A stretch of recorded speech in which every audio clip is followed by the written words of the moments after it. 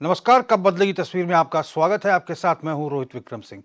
धर्मनगरी हरिद्वार में हजारों यात्री होटलों में आकर ठहरते हैं, लेकिन यहां के ज्यादातर होटल बिना फायर सेफ्टी मानकों के चल रहे हैं, जिससे यात्रियों की सुरक्षा पर बड़ा खतरा मंडरा रहा है।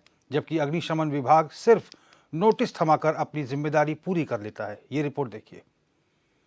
डिपार्टमेंट को एज ऑफ नाउ अभी तक कोई सीज़ करने की पावर नहीं प्राप्त है। हमारे पास जो आवेदन प्राप्त होते हैं फायर एनओसी के लिए, अगर हमें लगता है कि जो इसने सेफ्टी के मानक सुनिश्चित नहीं किए हैं तो हम उनको लाइसेंस नहीं इशू करते जी। नोटिस दिया जाता है। इससे अतिरिक्त हमारे पास अभी सीज़ करने वगैरह की या कोई ऐसी कड़ी पावर हमारे पास अभी नहीं है। तो जो हमारे पास पावर्स हैं उनका उपयोग किया जाता है और सुनिश्चित किया जाता है कि इस पर्टिकुलर संस्थान को फायर एनओसी प्राप्त ना हो। हम अपनी ओर से कोशिश कर रहे हैं लगातार, लेकिन जब तक लोगों का सहयोग नहीं प्राप्त होगा, कमर्शियल कॉम्प्लेक्स वाले और जितने भी हमारे यहाँ बिजनेसमैन हैं, इनका सहयोग नहीं प्राप्त होगा इस चीज़ में, तब तक इस चीज़ को धरातल पर लाना थोड़ा सा कठिन है। ने पूर्व में इस प्रकार से एनओसी देने का प्रावधान किया हुआ था, लेकिन अब उन्होंने कुछ इस प्रकार के प्रावधान कर दिए हैं कि जिनके पास पूर्व में एनओसी थी उनको भी आज की तारीख में वो एनओसी रिन्यूअल नहीं कर रहे हैं, ना एनओसी दे रहे हैं, जिसकी वजह से ये परेशानी आ रही है, चाहे वो कमर्शियल होटल वाले हों, चाहे अन्य कमर्शियल बिल्डिंग वाले हों। और मैं तो कहता हूँ जो निजी आवास बनाते हैं उनके लिए भी फायर सेफ्टी नॉर्म्स तो सभी को फॉलो करने चाहिए, लेकिन इसके लिए फायर डिपार्टमेंट को प्रॉपर तरीके से सभी लोगों को साथ लेकर इसकी एक ड्राइव चलानी पड़ेगी, सबसे संवाद करना पड़ेगा। सिर्फ कमरे में बैठकर नोटिस काट देना ही इसके लिए पर्याप्त नहीं होगा, उनको इनिशिएटिव लेना पड़ेगा, आगे आना पड़ेगा। हम सब लोग सहयोग करने के लिए तैयार हैं। और इसी खबर पर हमारे संवाददाता मनोज कश्यप हरिद्वार से सीधे लाइव जुड़ चुके हैं।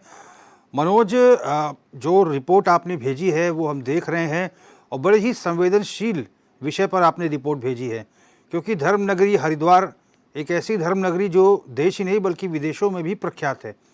और ऐसे में देश विदेशों से सैलानी आते हैं, तीर्थयात्री आते हैं, और ऐसे में अगर होटल व्यवसायी इस प्रकार के नियमों की अनदेखी करेंगे तो कैसे काम चलेगा? क्या स्थिति है फिलहाल वहाँ पर होटल्स की? क्या इन नियमों का पालन कर रहे हैं जो फायर के एनओसी वगैरह हैं सबके पास? बिल्कुल, देखिए विक्रम, हरिद्वार को धर्म की राजधानी कहा जाता है। यहाँ पे रोजाना लाखों की संख्या में जो श्रद्धालु होते हैं वो गंगा स्नान करने के लिए आते हैं, अन्य जो यहाँ पे मंदिर है, मठ है, उनमें घूमने के लिए आते हैं। लेकिन यहाँ पे जो रुकने की व्यवस्था है वो धर्मशाला, होटल, इन तमाम स्थानों को बनाया गया है। लेकिन यहाँ पे सबसे ज्यादा हैरान कर देने वाली बात यह है कि करीब हरिद्वार में 1000 से अधिक होटल है जिसको बिना पंजीकरण के यहाँ पे चलाया जा रहा है। हालांकि जो कुछ होटल व्यापारी है वो अपने होटल को पंजीकरण कराना चाहते हैं, लेकिन उनको कई नियमों से होकर गुजरना पड़ता है। सबसे पहले यहाँ पे जो ध्यान देने वाली बात है वो जो है, सबसे बड़ी बात ये होगी कि जब इन होटल को पंजीकरण कराना होता है तो सबसे पहले उनको एचआरडी यानी कि हरिद्वार रुड़की विकास प्राधिकरण से मानचित्र पास कराना होता है। और ये मानचित्र तभी पास होता है विक्रम जब ये आपकी जो लैंड है उसका जो यूज है वो कमर्शियल हो। यहाँ हालांकि यहाँ पे जो तमाम जो होटल है वो कमर्शियल लैंड पे ना होके आवासीय लैंड पे यहाँ पे निर्माण उनका किया गया है। लेकिन कहीं ना कहीं जिस तरीके से तमाम जो यहाँ पे होटल है उनको लेकर फायर की एनओसी भी लेनी होती है, लेकिन कहीं ना कहीं यहाँ पे इन नियमों को तमाम अनदेखी भी की जाती है। यहाँ पे जो फायर के अधिकारी है, जिला पर्यटन अधिकारी है, उनको से जब इस तमाम मुद्दों को लेकर बातचीत की जाती है तो कहीं ना कहीं यहाँ पे उनको उनका साफ तौर से यही कहना होता है कि अभी कुछ होटल ऐसे हैं, यानी कि करीब 140 होटल ऐसे हैं जिनका पंजीकरण यहाँ पे हुआ है और हरिद्वार रुड़की विकास प्राधिकरण और फायर विभाग और अन्य विभागों की एनओसी नहीं है। जब तक उनके के पास में एनओसी नहीं होगी तब तक इनका पंजीकरण यहाँ पे नहीं हो पाएगा। लेकिन विक्रम, जिस तरीके से तमाम चीजें हमने देखी, हमने लगातार इस खबर को उठाया। हालांकि आपने देखा कि जब अंकिता हत्याकांड हुआ था तो उसमें स्वयं उत्तराखंड के मुख्यमंत्री पुष्कर सिंह धामी ने कहा था कि तमाम जो होटल है, लॉज है, धर्मशाला है, उनको अपना पंजीकरण कराना होगा, उसके बाद इनका संचालन किया जाएगा। लेकिन उसके बावजूद भी अभी तक हरिद्वार में मात्र 140-44 होटलों ही यहाँ पे पंजीकरण हो पाया है। लेकिन कहीं ना कहीं जिस तरीके से तमाम जो होटल है वो यहाँ पे चल रहे हैं तो कोई बड़ा हादसा हो सकता है। हालांकि अभी बीते कुछ दिन पहले एक होटल की 4थी मंजिल पे आग लगी थी, जिसमें हालांकि फायर की जो टीम थी वो मौके पर पहुंची थी। उन्होंने कड़ी मशक्कत के बाद आग पर भी काबू पाया था। लेकिन कहीं ना कहीं जो लेकिन मनोज, यहाँ सवाल ये है, मनोज मैं आपको रोकूंगा, सवाल यहाँ पर ये है कि 1000 से ज़्यादा ऐसे होटल्स हैं हरिद्वार में, और आखिर में किसने जो अगर कॉमर्शियल लैंड पे नहीं बने हैं, किसी अन्य भूमि पर बने हैं, तो कैसे जो प्रशासनिक अमला है, कैसे उन्होंने होटल वहाँ पे बना लिया? आखिर प्रशासन की तरफ से किसी ने कार्रवाई क्यों नहीं की?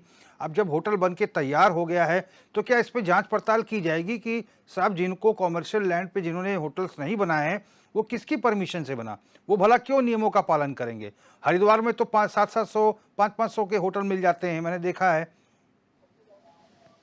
बिल्कुल देखिए विक्रम, सबसे बड़ी बात तो यहाँ पे ध्यान देने वाली ये होगी कि 2016-2015 में सराय एक्ट को बंद कर दिया गया था। यहाँ पे कुछ होटल थे जो सराय एक्ट में पंजीकरण थे, सराय एक्ट के तहत उनको यहाँ पे उनका संचालन किया जाता, लेकिन यहाँ पे सरकार के द्वारा नई नियमावली यहाँ पे लागू की गई थी, जिसके बाद तमाम जो होटल है, धर्मशाला है, उनको एनओसी लेके यहाँ पे पंजीकरण करना अनिवार्य था। हालांकि ये नियम भी लागू किया गया था, जिन होटलों के पंजीकरण नहीं हुए के ऊपर 1,000 रुपए पर डे के हिसाब से पेनल्टी लगाई जाएगी, जुर्माना लगाया जाएगा। लेकिन यहाँ पे विभाग के द्वारा ऐसा जुर्माना भी होटलों को नहीं दिया जाता है। हालांकि कुछ होटल व्यापारियों के ये भी कहने, जब होटल व्यापारियों से मैंने बातचीत की कि हम स्वयं अपने होटल का पंजीकरण कराना चाहते हैं, लेकिन यहाँ पे जो होटल जो लैंड है उसको कन्वर्ट नहीं किया जा पाया, क्योंकि यहाँ पे होटल को पास कराने के लिए, किसी भी होटल का पंजीकरण कराने के लिए सबसे पहले आपको लैंड का कन्वर्ट करना जरूरी होगा, क्योंकि यहाँ पे अधिकतर होटल ऐसे है विक्रम, जो यहाँ पे आवासीय लैंड पर होटलों का निर्माण किया गया है। यहाँ पे अगर आपको होटल को का मानचित्र पास कराना है तो सबसे पहले आपको वो लैंड यूज जो है वो चेंज कराना होगा। लैंड यूज आपको जो है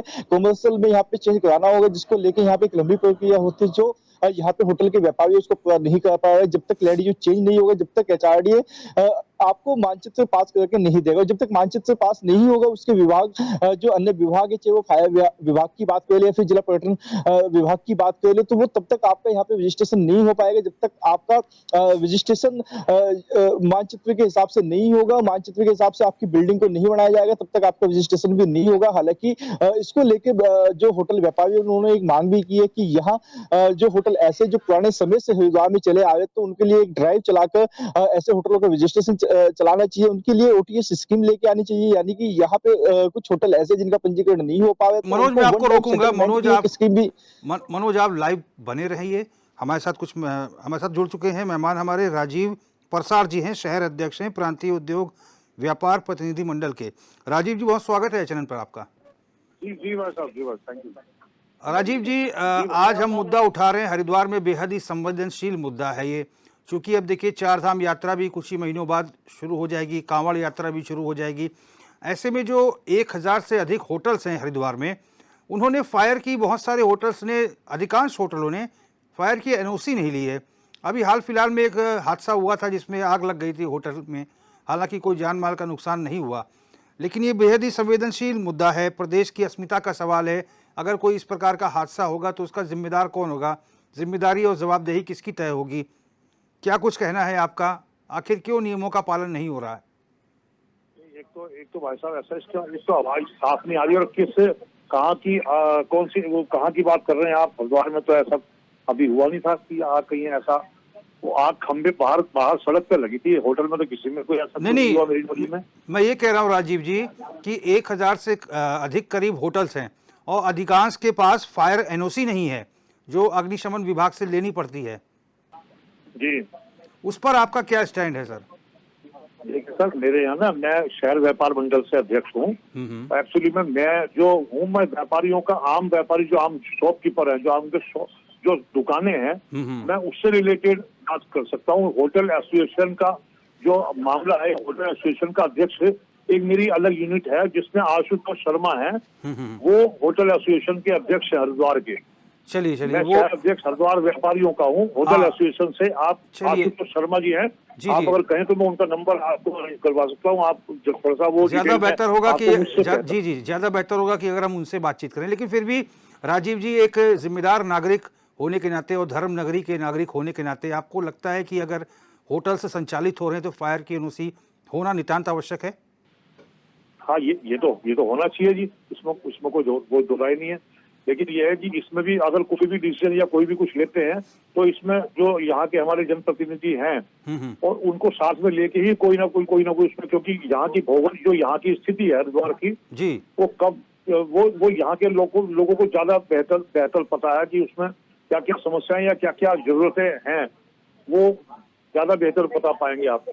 चलिए राजीव जी, बहुत बहुत धन्यवाद अपना कीमती समय हमें देने के लिए। तो राजीव जी थे, व्यापार मंडल के प्रतिनिधि थे, अध्यक्ष थे, जो हमारे साथ फोन लाइन पर थे। हम कोशिश करेंगे कि जो होटल एसोसिएशन से जुड़े हुए तमाम जो अध्यक्ष हैं या फिर उनके जो प्रतिनिधि हैं, वो उनसे जुड़ने का प्रयास करेंगे। मनोज हमारे संवाददाता लगातार हमारे साथ बने हुए लाइव। मनोज देखिए, चूंकि देश से ही नहीं बल्कि विदेशों से भी तीर्थयात्री आते हैं और अभी चारधाम यात्रा और कांवड़ यात्रा भी शुरू हो जाएगी। ऐसे में बहुतायत संख्या में ऐसा होता है कि होटल्स बिल्कुल पैक हो जाते हैं और हरिद्वार में तो होटल्स ऐसे हैं कि गलियों में होटल बने हुए हैं और इस प्रकार की अगर कोई दिक्कत आती है, आग लगने जैसी कोई समस्या आती है, उसमें तो बहुत बेहद मुश्किल हो जाएगा फिर प्रशासनिक अमले को तमाम चीज़ों को मैनेज करना, संभालना। बिल्कुल देखिए विक्रम, यहाँ पे आपने जो बात अभी कही है कि देश से नहीं बल्कि विदेश से भी श्रद्धालु आते हैं, वो बिल्कुल सही बात है कि लाखों की संख्या में रोजाना जो श्रद्धालु होते हैं वो यहाँ पे दर्शन करने के लिए, गंगा स्नान करने के लिए पहुंचते हैं। हालांकि अब चारधाम यात्रा की शुरुआत हो जाएगी और कांवड़ यात्रा अभी हाल फिलहाल में चल रही है, जो श्राद्ध कांवड़ होती है उसमें भी यहाँ पे लाखों की संख्या में शिव भक्त हरिद्वार पहुंचते हैं कांवड़ लेने के लिए। वो कहीं ना कहीं अपने आश्रय के लिए, रात्रि विश्राम के लिए वो कहीं ना कहीं किसी धर्मशाला या फिर होटल का सहारा लेते हैं। लेकिन ऐसे में कहीं ना कहीं जब कोई ऐसी दुर्घटना, आग लग जाने जैसी वाली कोई घटना हो जाती है तो उसका जिम्मेदार यहाँ पे कोई भी नहीं होगा, क्योंकि किसी भी विभाग को इस बात की होश नहीं है कि यहाँ पे लोगों के पास में, होटल व्यवसाय के पास में जो एनओसी होती है वो फायर की एनओसी नहीं है। और साथ ही साथ कुछ होटल तो ऐसे भी है विक्रम जिनके पास में जो फायर के उपकरण होते हैं वो तक वहाँ पे मौजूद नहीं है। और साथ ही साथ कुछ होटल ऐसे भी है जो बिल्कुल संक्रमित चलिए मनोज, मैं आपको रोकूंगा एक बार फिर से। की टीम मनोज एक बार फिर से रोकूंगा, आप लाइव पर बने रहिए। आशुतोष शर्मा जी हैं, होटल एसोसिएशन के अध्यक्ष हैं। शर्मा जी बहुत स्वागत है आपका इस चैनल पर। जी नमस्कार। शर्मा जी, आज हम एक रिपोर्ट दिखा रहे हैं धर्मनगरी हरिद्वार की, हमारे संवाददाता ने हमें भेजी है, जिसमें ये दिखाया जा रहा है कि बहुत सारे ऐसे होटल्स हैं, या फिर यूँ कहें कि 80% से ज़्यादा ऐसे होटल्स हैं जो फायर नॉर्म्स का पालन नहीं कर रहे हैं, यानी कि फायर की एनओसी नहीं है उनके पास। क्या कहेंगे आप? बहुत जिम्मेदार पद पे हैं और ऐसे पद पे हैं चूँकि हरिद्वार जो है उत्तराखंड का प्रवेश द्वार कहा जाता है और अभी चारधाम यात्रा भी शुरू होने वाली है, कांवड़ यात्रा भी होगी। फायर एनओसी नहीं है, इस पर क्या स्टैंड है आपका बतौर होटल एसोसिएशन के अध्यक्ष के नाते? मैं एचएनएन चैनल का धन्यवाद करूंगा कि आपने इस बहुत संवेदनशील मुद्दे को उठाया है जी। हम लोग इसके लिए निरंतर प्रयासरत हैं, क्योंकि ये जो कहना है कि साहब 80% होटलों के पास एनओसी नहीं है, ये बिल्कुल दुरुस्त है। लेकिन साथ साथ वो 80% होटल ऐसा बिल्कुल नहीं चाहते कि उनके पास एनओसी ना हो जी। दुर्भाग्य की बात यह है कि हमारा जो फायर डिपार्टमेंट है, उनके जो नॉर्म्स हैं उसके अंतर्गत जो बिल्टअप एरिया के होटल्स हैं वो उसमें नहीं आ पा रहे हैं। जबकि हम लोग निरंतर इस बात के लिए प्रत्यावेदन करते रहे हैं कि आपके विभाग द्वारा जो भी हमको कहा जाएगा होटलों को या और भी कमर्शियल बिल्डिंग्स है, सिर्फ होटलों का विषय नहीं है जी जी। मैं समझता हूँ और भी बहुत सारे बड़े बड़े धर्मशाला हैं, आश्रम हैं, नर्सिंग होम्स हैं और बहुत बड़े बड़े कमर्शियल बिल्डिंग्स हैं जहां पर इन चीजों का अनुपालन इसी वजह से नहीं हो पा रहा, क्योंकि जो नियम हैं उन नियमों के अंतर्गत वो चीजें कवर नहीं हो सकती। और जब हम ये कहते हैं कि आप, इससे बेहतर ये है कि आप हमसे ज्यादा से ज्यादा इक्विपमेंट लगवा लें। क्या लगवा लें शर्मा जी? हम कहते हैं कि सभी तरीके के उपकरणों को लगवा लिया जाए हमसे, सभी व्यवस्थाएं करा ली जाएं। लेकिन वो जब नियम ये बताते हैं कि साहब उनके जो नियम है जिसके अनुसार सीढ़ी की ऊंचाई तक तय है कि सीढ़ी की ऊंचाई भी इतने इंच से ज्यादा नहीं होनी चाहिए, तो पुरानी बिल्डिंगों में जो निर्माण हुए हैं उसके अनुसार वो नहीं हो पाएगा जी। आज उन बिल्डिंगों को पुनः तोड़ा जाना और बनाया जाना संभव नहीं होगा, बिल्कुल संभव नहीं है। ऐसी सूरत में बेहतर तरीका यही है कि फायर डिपार्टमेंट इसमें कोई इनिशिएटिव ले और एक अच्छे तरीके से, यानी कि शर्मा जी आप चाहते हैं कि नियमों में थोड़ी शिथिलता लाई जाए ताकि किसी को नुकसान ना हो? हम कहते हैं कि नियमों में शिथिलता भी लाने की आवश्यकता नहीं है। आप सिर्फ हमसे ये उम्मीद कर दें कि हम लोग ज्यादा से ज्यादा इक्विपमेंट्स लगा दें और उसको फिर एनओसी प्रोवाइड कर दी जाए। यदि कोई व्यक्ति उन्हीं सभी प्रोविजंस को कर लेता है तो उसको एनओसी प्रोवाइड कर दी जानी चाहिए। बिल्डिंग के जो नियम हैं उन नियमों का पालन कराया जाना आज की तारीख में बहुत मुश्किल है।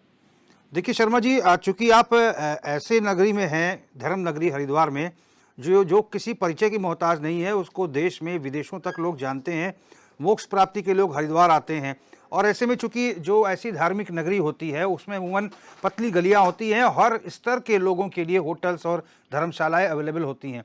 बहुत सारे ऐसे होटल्स हैं जो पतली सड़क के बीच में भी हैं लेकिन उनमें अच्छी सुविधाएं हैं। तो आपने क्या किसी जनप्रतिनिधि से, सरकार से या अपने सांसद से, किसी से कभी रिक्वेस्ट की कि साहब इस ओर ध्यान दिया जाए, क्योंकि हम चाहते हैं कि हमारे जो ग्राहक आते हैं, हमारे जो तीर्थयात्री आते हैं, उन्हें किसी किस्म की दिक्कतें ना हो और हरिद्वार जो है, जो निरंतर सेवा करता आ रहा है सेवा भाव से, वो ऐसे ही चलता रहे। कभी आपने संपर्क किया, कोई आवेदन किया शर्मा जी? जी बिल्कुल, हमने अपने जनप्रतिनिधियों के माध्यम से भी इसके लिए प्रयास किया है, लेकिन प्रॉब्लम ये आती है कि जो हमारे विभागीय अधिकारी हैं वो कुछ बातों को लेकर बिल्कुल रिजिड हो जाते हैं, वो बिल्कुल उन बातों पर अड़े रह जाते हैं, जिस वजह से इसका सही तरीके से हल नहीं निकल पाता। और जो आपने तंग गलियों की बात कही, मैं इस पे जरूर ध्यान दिलाना चाहूंगा कि हरिद्वार के जो बाजार हैं वो बहुत तंग हैं और उन बाजारों में फायर हाइड्रेंट तक नहीं लगे हैं और जहां लगे हैं वहां काम नहीं कर रहे हैं। जी जी। तो जहां एक और फायर डिपार्टमेंट ये सारा विषय होटल मालिकों पर, व्यवसायिक भवन के मालिकों पर डालते हैं, वहीं उनको अपनी ओर भी थोड़ा ध्यान देना चाहिए, उसमें भी जो कमियां हैं उसको सुधारने की ओर प्रयास करना चाहिए। यानी कि शर्मा जी, आपका कहने का मतलब है कि अगर कोई इस प्रकार की कभी ईश्वर न करे कोई घटना होती है तो वहां फायर ब्रिगेड की गाड़ियां भी नहीं पहुंच सकती हैं? नहीं पहुंच पाती हैं साहब, नहीं पहुंच पाती हैं। चलिए शर्मा जी, बहुत बहुत धन्यवाद अपना कीमती समय देने के लिए। और ये तमाम चीज़ें हैं जो होटल एसोसिएशन के अध्यक्ष ने हमारे सामने रखी हैं। उन्होंने कहा है कि सभी लोग चाहते हैं कि हम सभी चाहते हैं और होटल व्यवसायी सभी लोग चाहते हैं कि नियमों का पालन वो करें, लेकिन जो नियम बनाए गए हैं वो इतने जटिल हैं कि उसका पालन किया जाना संभव नहीं है। मनोज हमारे संवाददाता लगातार लाइव बने हुए हैं हमारे साथ। मनोज, हमने सुना कि किस तरह से आशुतोष शर्मा कह रहे थे कि जितने भी होटल व्यवसायी हैं वो चाहते हैं कि फायर की एनओसी उन्हें मिल जाए, लेकिन जो नियम बनाए गए हैं, नियम इतने जटिल बना दिए गए हैं कि सीढ़ी इतनी होनी चाहिए, ऊंचाई इतनी होनी चाहिए। तो इस ऐसे कैसे काम चलेगा? क्योंकि अब तो तोड़ फोड़ करनी पड़ेगी, उनके नियमों के हिसाब से सारे होटलों को तोड़ा जाए, फिर नए तरीके से बनाया जाए। क्या ये संभव लगता है मनोज? बिल्कुल, देखिए जिस तरीके से अभी आशुतोष जो होटल एसोसिएशन के अध्यक्ष है वो हमारे सामने बात रखे थे, तमाम दर्शकों के सामने उन्होंने एक बात रखी है कि यहाँ नियम जो है बड़े जटिल है, उनको पूरा नहीं किया जा सकता। हालांकि जो पुराने होटल है, जो तमाम जो बिल्डिंग है उनको भी तोड़ के दोबारा से नहीं बनाया जा सकता, लेकिन जिस तरीके से ये तमाम बातें आशुतोष जी ने रखी है और जब इन तमाम बातों का जवाब विभाग से मांगा जाता है तो विभाग का साफ तौर से यही कहना होता है विक्रम की विभाग के सामने भी कुछ नियम है जिनको पूरा करना होता है। उसके बाद बिल्कुल बिल्कुल जरूरी है। बिल्कुल बिल्कुल मनोज, मैं आपको एक बार फिर रोकूंगा और आप लाइव बने रहिए। अभिनव त्यागी, सीएफओ हरिद्वार, हमारे साथ फोन लाइन पर जुड़ गए हैं। त्यागी जी, बहुत स्वागत है आपका चैनल पर। जी धन्यवाद जी, बताइए। त्यागी जी, एक रिपोर्ट आज हम दिखा रहे हैं कि जो होटल्स हैं हरिद्वार के, उनके पास ज़्यादातर 80% से ज़्यादा होटल्स ऐसे हैं जिनके पास फायर की एनओसी नहीं है। अभी आपसे बात करने से पहले मेरी बात हो रही थी आशुतोष शर्मा से, जो कि होटल एसोसिएशन के अध्यक्ष हैं। उनका कहना है कि जितने होटल व्यवसायी हैं वो चाहते हैं कि फायर के नियमों का पालन किया जाए, उन्हें एनओसी मिल जाए, लेकिन जो विभाग है उसके नियम इतने जटिल हैं कि उसका पालन किया जाना संभव नहीं है। नियमों में थोड़ा शिथिलता हो तो निश्चित तौर पर सभी लोग चाहेंगे कि फायर की एनओसी उन्हें मिल जाए। क्या समस्या आ रही है? तो देखिए, जहाँ तक नियमों में स्थिरता की बात है तो सर ये तो जो है शासन स्तर का मसला है, पॉलिसी वहाँ से बनती है इन चीजों पे। जहाँ तक फायर एनओसी की बात है तो sir national building code of India 2016 part 4 fire and life safety, उसके हिसाब से हर एक बिल्डिंग जो जितने भी हमारे जिले में या जितने भी हमारे देश में है उनको 9 हिस्सों में बांटा गया है। अलग अलग ऑक्यूपेंसी के हिसाब से अलग अलग सुरक्षा के मानक तय किए गए हैं और यही एक्ट जो है पूरे भारत में फॉलो किया जाता है। जहाँ तक सेफ्टी की बात है और जहाँ तक होटल संचालकों की बात है तो सबसे पहले उनको ये समझना चाहिए कि अगर हम किसी होटल को या किसी फैक्ट्री या किसी बिल्डिंग को हम कह रहे हैं कि अपने यहाँ फायर सेफ्टी की व्यवस्था कीजिए, तो हम उन्हीं के लिए कह रहे हैं। उनके यहाँ फायर सेफ्टी की व्यवस्था होगी तो उन्हीं की बेहतरी होगी।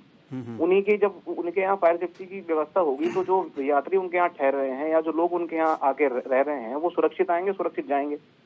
दूसरी बात, ये जो नियमों की स्थिरता की बात है तो देखिए, जो आज के टाइम में कोई भी नया प्रोजेक्ट आ रहा है तो वो हमारे से जब प्री एस्टेब्लिशमेंट फायर एनओसी प्राप्त करता है तो उसके नक्शे पे हम लोग साइन करते हैं। हम उसके नक्शे में देखते हैं कि भाई क्या क्या चीजें हैं जो हम चाहते हैं कि बिल्डिंग जब बनने से पहले ही उनको बता दी जाए कि बिल्डिंग बनने के बाद कोई तोड़फोड़ या ऐसी कोई समस्या पैदा ना हो।